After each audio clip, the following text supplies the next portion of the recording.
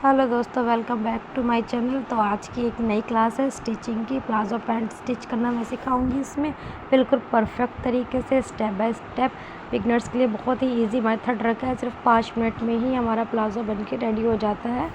तो बिल्कुल भी स्किप नहीं करना है, आपको वीडियो को लास्ट तक देखना है और लाइक शेयर सब्सक्राइब ज़रूर करना है। तो चलिए बनाते हैं। तो सबसे पहले हमारा जो ये आसन है, दोनों तरफ का आसन हम ले लेंगे और इसके जो क्रेच एरिया है उस पर हम इसको सिलाई लगा लेंगे पूरा। तो इस तरीके से मैं आपको स्टेप बाय स्टेप करके दिखाऊंगी, तो आप मेरे साथ ही सिलते चलिए। तो प्रैक्टिस करनी है आपको और ये बिल्कुल इजी बनाना है। तो इस तरीके से सबसे पहले हमने ये आसन सिल लिया है। एक बार इस पर सिलाई लगा दी, इसको कट के मैं इसके ऊपर दोबारा पक्की सिलाई लगा दूंगी। पक्की सिलाई दोबारा इसलिए लगा रही हूँ ताकि ये जब हम बैठें तो इसमें ज़्यादा बैठने में प्रॉब्लम ना हो और सिलाई टूटे ना। तो इस तरीके से हमारे ये आसन दोनों बन के रेडी हो गए हैं। अब हम इसको निकाल लेंगे सुई में से।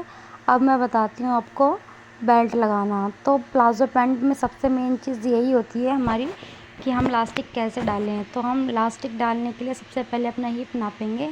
हिप में हम अपना 6 इंच का माइनस कर लेंगे इलास्टिक का, और जितना भी आपका आ रहा है उतने इंच की आपको ये इलास्टिक आपको डालनी है। जैसे कि अब मेरी कमर है 38, तो 38 में से मैं 6 इंच माइनस कर लूँगी। तो टोटल हमें 34 इंच का मैंने इसमें ये इलास्टिक रख लिया।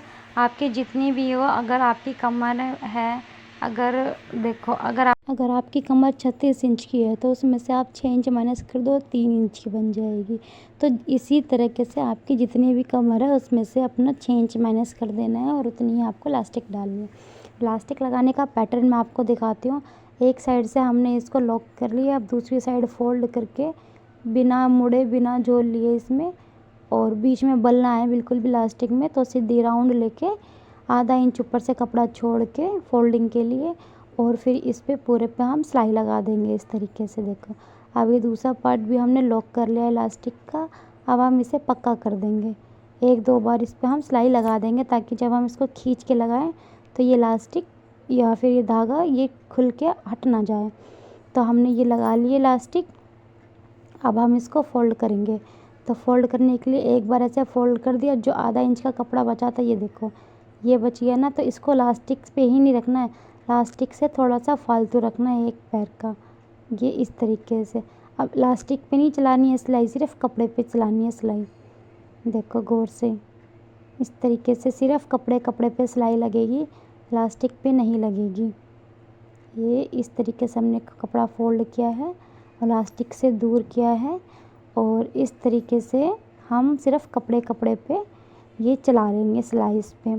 मैंने पॉइंट टू पॉइंट आपको समझाया है बिल्कुल। अगर कुछ भी समझ में ना आए तो मुझे कमेंट करके बता देना, मैं आपको फिर से समझा दूँगी इजी वे में। तो हम पूरी इस तरीके से ये इलास्टिक इसमें डालते चले जाएंगे। बहुत इजी है, कुछ भी नहीं करना, बस सिंपल वे में इसको लगाते चले जाना है। इस तरीके से हमने ये लगा लिया है। मैं आपको पूरा राउंड करके दिखाती हूँ, क्योंकि अगर मैं आधा राउंड करके दिखाऊंगी आपको ये नहीं पता चलेगा कि अगर कपड़ा ज़्यादा हो गया, इलास्टिक कम बैठी है, तो हम कपड़ा कैसे मैनेज करेंगे। तो इसलिए मैं इसको पूरा ही लगा के दिखाऊंगी आपको। तो ये पूरा किस तरह से लगेगा आप बिल्कुल ध्यान से देखिए, बिल्कुल स्किप नहीं करना है। तो अब यहाँ पर हमारा कपड़ा एक्स्ट्रा है, तो हम इसमें से एक बार इसको निकाल लेंगे। अब ये हमारा कपड़ा सीधा हो गया है। फिर हम इस कपड़े को सीधा करके और जितना भी है इसको इलास्टिक के ऊपर लपेट के ऐसे सिलाई लगा देंगे फोल्ड करके। हल्के हाथ से, बिल्कुल भी कपड़ा नहीं खींचना है और ना इसमें झोल भी आ जाएगा। तो आपको बिल्कुल नॉर्मल हाथ से बिल्कुल नॉर्मल सिलाई करनी है, बिल्कुल भी खिंचाव नहीं देना है इलास्टिक डालते वक्त। तो इस तरीके से हमारी इलास्टिक इसमें डल गई है। अब देखो समस्या कहाँ पर आती है, ये अब हमारा कपड़ा ज़्यादा है और इलास्टिक कम है, तो हम इसमें सुई की नोक फंसा के कपड़े में, तो कपड़ा ऐसे ही रहेगा और इलास्टिक हमने ऐसे करके खींच लेनी है। जितना हमारा कपड़ा है उतनी इलास्टिक खींच लेनी है, समस्या ख़त्म।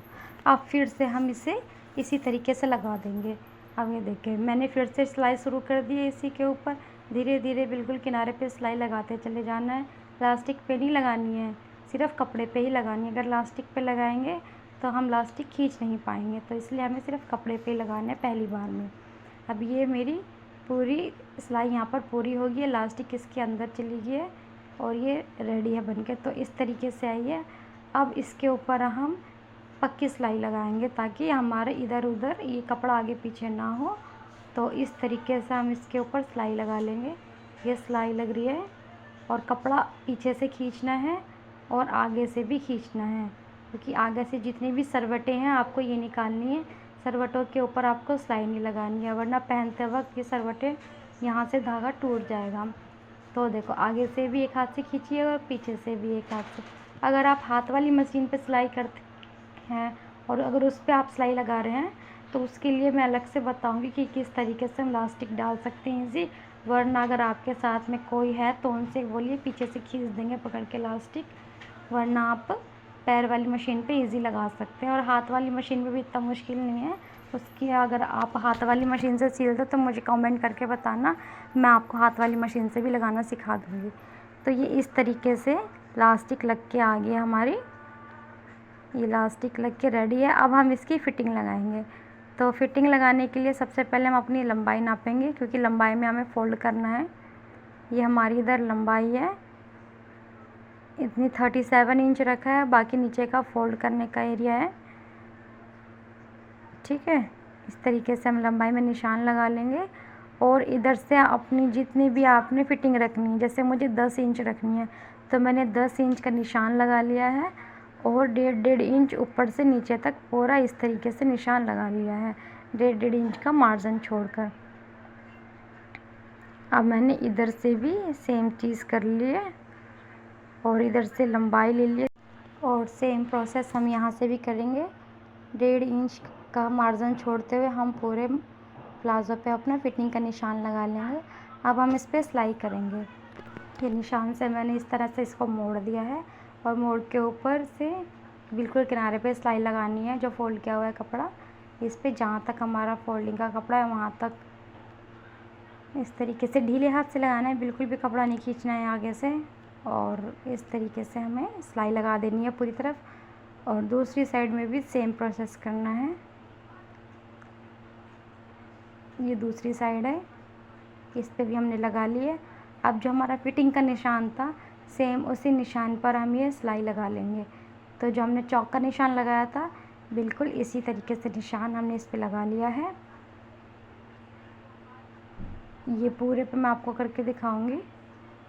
ऐसे कपड़ा पकड़ा है बिल्कुल लूज़ हाथों से, इतना भी लूज़ नहीं है, इतना भी खींच के नहीं पकड़ा है, बिल्कुल नॉर्मल तरीके से पकड़ा है। क्योंकि अगर आप इसको खींच के पकड़ेंगे तो साइड में जो है झोल आ जाता है, ऊपर चढ़ जाता है या फिर पीछे जाता है, वो नहीं जाना चाहिए। तो इस तरीके से ये हमने पूरी अपनी सिलाई लगा ली है ये लास्ट तक। अब मैं इसका आपको फाइनल लुक दिखाती हूँ किस तरीके से रेडी हुआ है। तो ये इस तरीके से कुछ रेडी हुआ है। इसकी फिटिंग भी परफेक्ट है, बहुत अच्छी फिनिशिंग आई है। तो नेक्स्ट क्लास में हम कुछ और डिफरेंट चीज़ सीखेंगे।